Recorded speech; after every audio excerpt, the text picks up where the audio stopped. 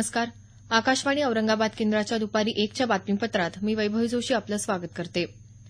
उत्तर प्रदेश विधानसभा निवडणुकीच्या 5व्या टप्प्यातलं मतदान सुरू असून सकाळी 11 वाजेपर्यंत 27% मतदान झाल्याचं वृत्त आहे. 12 जिल्ह्यातल्या 51 मतदारसंघांमध्ये हे मतदान होत असून 40 महिलांसह 607 उमेदवार निवडणूक रिंगणात आहेत.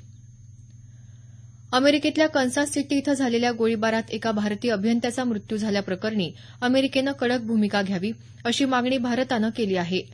केंद्रीय माहिती आणि प्रसारण मंत्री एम व्यंकय्या नायडू यांनी ही माहिती दिली.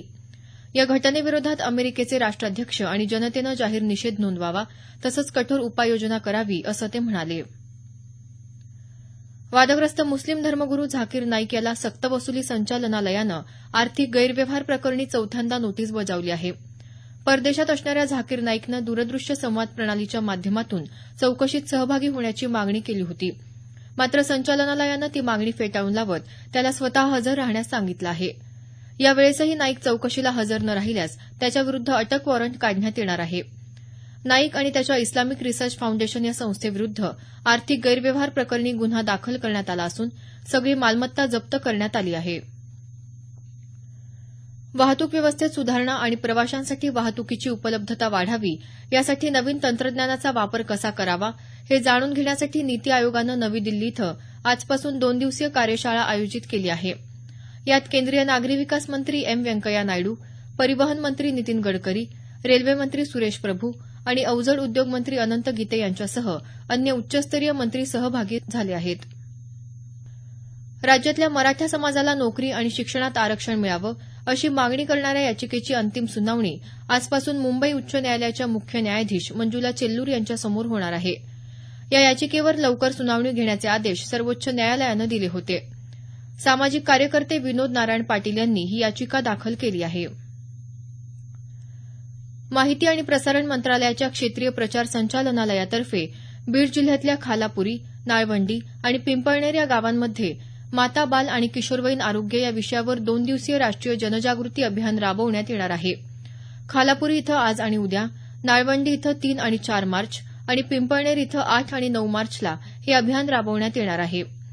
या अभियानादरम्यान जनजागृती रॅली, विविध स्पर्धा तसंच मार्गदर्शनपर कार्यक्रमांचं आयोजन करण्यात आलं आहे. आगामी गुढीपाडवा आणि लगतच्या सुट्ट्यांच्या कालावधीत रेल्वे प्रवाशांची होणारी गर्दी लक्षात घेता रेल्वे प्रशासनानं नागपूर मुंबई विशेष रेल्वेगाडी चालवण्याचा निर्णय घेतला आहे. 25 ते 28 मार्च दरम्यान या गाडीच्या 3 फेऱ्या करण्यात येणार आहेत.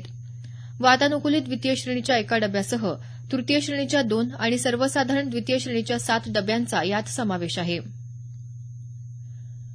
राजीव गांधी जीवनदायी आरोग्य योजनेचा लाभ दारिद्र्य रेषेखालील कुटुंबासोबतच 1 लाख रुपयांपर्यंत वार्षिक उत्पन्न असलेल्या कुटुंबालाही मिळणार असून या योजनेअंतर्गत 971 आजारांसाठी वैद्यकीय मदत दिली जाणार आहे. रुग्णालयाच्या माध्यमातून थेट रुग्णांपर्यंत योजना पोहोचवण्यासाठी आरोग्य मित्र मदत करणार आहेत. पहिल्या टप्प्यात ही योजना नांदेड, गडचिरोली, अमरावती, सोलापूर, धुळे, रायगड, मुंबई या जिल्ह्यात कार्यान्वित करण्यात आली आहे. रिओ ऑलिम्पियन थनाकल गोपी आणि मोनिका अथारे यांनी नवी दिल्ली इथं झालेल्या मॅरेथॉन स्पर्धेत विजेतेपद पटकावलं आहे. गोपीनं पहिल्यांदाच पूर्ण मॅरेथॉनमध्ये सहभागी होऊन 2 तास 15 मिनिटात तर महिला मॅरेथॉनमध्ये मोनिकानं 2 तास 39 मिनिटात शर्यत पूर्ण केली. बीड जिल्ह्यात अंबाजोगाई तालुक्यातल्या गिरवली इथं विवाहित महिलेवर झालेल्या लैंगिक अत्याचाराच्या घटनेच्या निषेधार्थ आज गिरवली इथं नराधम प्रतिबंधक मोर्चा काढण्यात आला. आरोपीस तत्काळ अटक करण्याची मागणी यावेळी करण्यात आली. या मोर्चात ग्रामस्थ मोठ्या संख्येनं सहभागी झाले होते. 89व्या ऑस्कर पुरस्कारांची घोषणा करण्यात आली आहे.